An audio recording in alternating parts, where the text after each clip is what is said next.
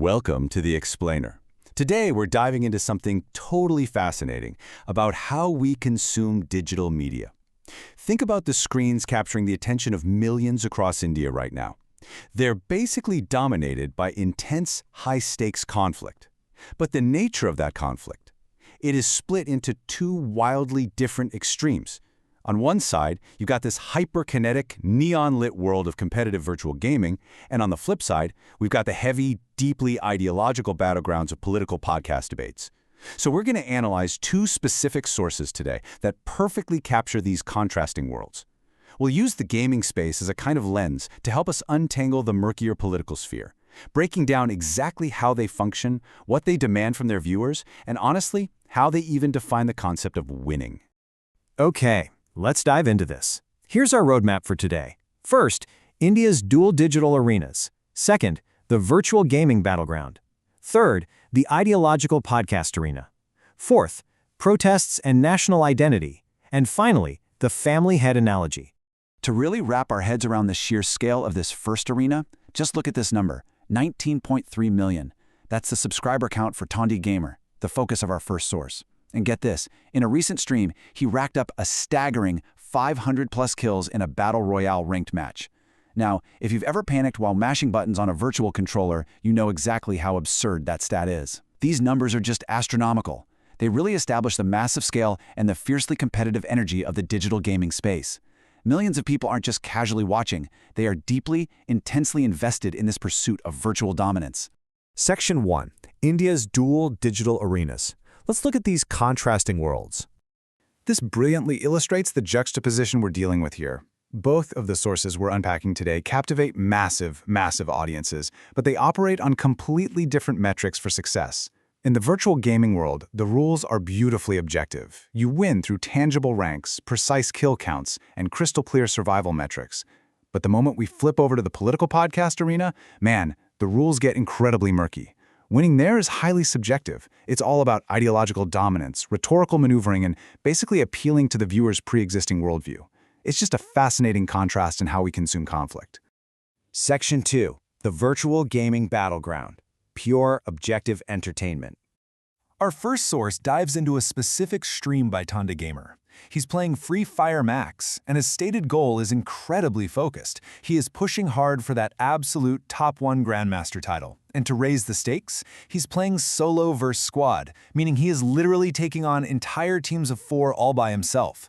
Plus, he's doing the whole shebang while delivering this super energetic commentary in Hindi. This hyper-focused, goal-oriented gameplay acts as a massive draw. For the viewer, it offers a great sense of escapism, sure, but also a clear, structured narrative where effort directly equals reward. You know exactly what the goal is, and you get to watch the players strive for it in real time. That's the comfort of the virtual arena. But what happens when the battleground shifts away from the predictable codes of virtual games and into the messy, high-stakes reality of real-world ideologies? Section 3. The ideological podcast arena. A tense 40-minute debate. Plunging straight into our second source, we're looking at a pretty tense debate between podcast host Utkarsh Gar and on-the-ground reporter Deepak Sharma. To really get this clash, we've got to look at the combatants themselves. On one side, we have Utkarsh Gar. His approach relies heavily on structured questioning. He's seeking a formal, moderated dialogue, frequently pushing back to establish baseline definitions. Then, on the other side, is Deepak Sharma, and he's bringing the heated energy of on-the-ground reporting. Sharma's style is definitely combative. He openly challenges ideologies and brings a visceral, street-level frustration to the table. So these two aren't just arguing about facts. They are fundamentally clashing over the very framework of how society's problems should even be viewed. The absolutely crucial point here is how fundamentally different their worldviews are. And this is perfectly captured in how they define guilt and justice. A major flashpoint in their debate centers around controversial figures like Umar Khalid. Gar takes a very strict, institutional stance. Basically, if the formal courts haven't convicted someone of a crime, they cannot be labeled guilty or a terrorist. He relies completely on the formal justice system. Sharma, on the other hand, argues that justice and guilt are evident through public perception, incendiary speeches, and digital footprints like WhatsApp groups, totally regardless of what the slow-moving courts have officially ruled. It's a complete, 100% impasse on what actually constitutes the truth. To make sense of their arguments, we have to look at the historical timeline they keep looping back to. The debate is anchored by three major touchstones. First up is 2014, marking the beginning of the current government era, which really sets the whole political backdrop. Second, we have the 2016 protests at JNU, Jawaharlal Nehru University, where the infamous Azadi or freedom slogans were reportedly chanted, creating a massive national controversy. And third, the tragic 2020 Delhi riots. For Gaurav Sharma, these aren't just dates on a calendar. These are the battle scars of modern Indian politics that inform quite literally every single argument they make. Now, what's really interesting about this ideological clash is that the speakers can't even agree on the definitions of the words they're fighting over.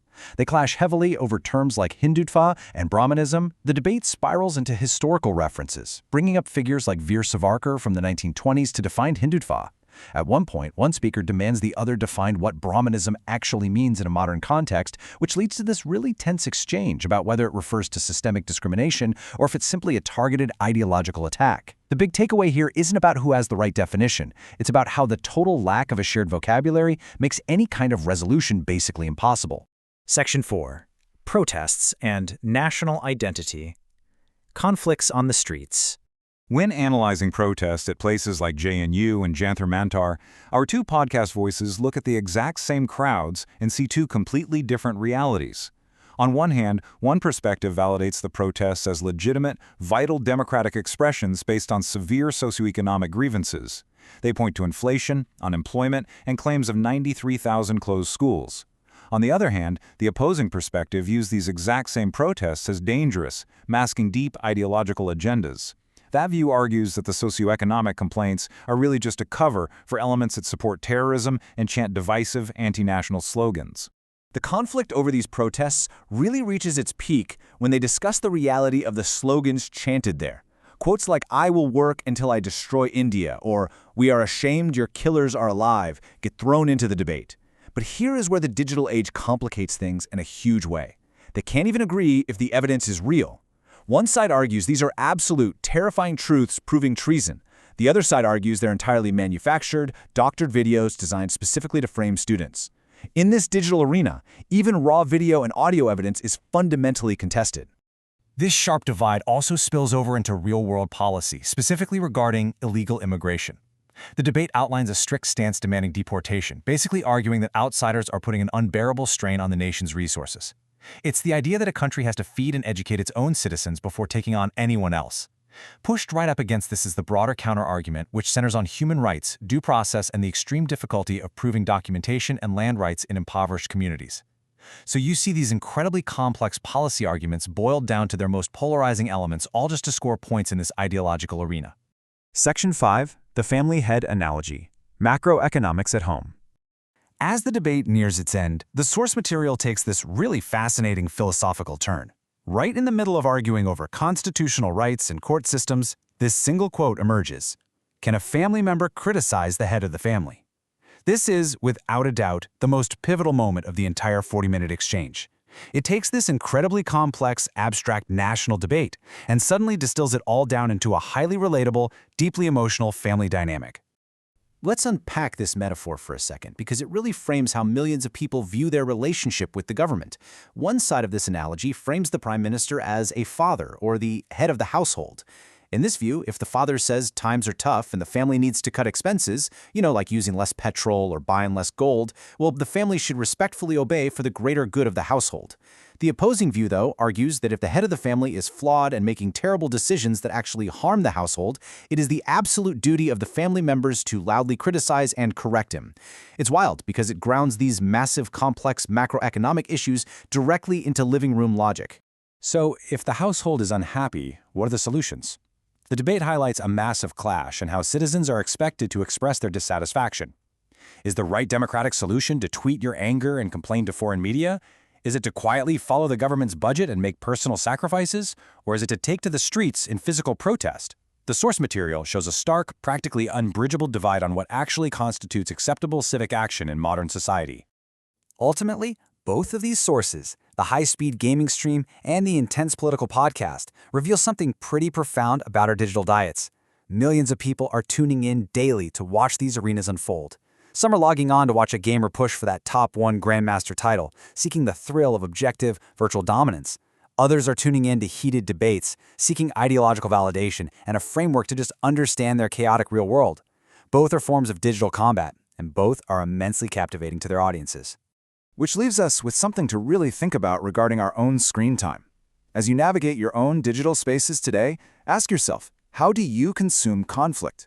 Are you looking for the clear-cut rules of digital ranks, or are you drawn into the messy, high-stakes battle for the future of a nation? The arenas are always open. It's just a matter of which one you choose to enter. Thanks so much for joining us for this explainer, and keep exploring.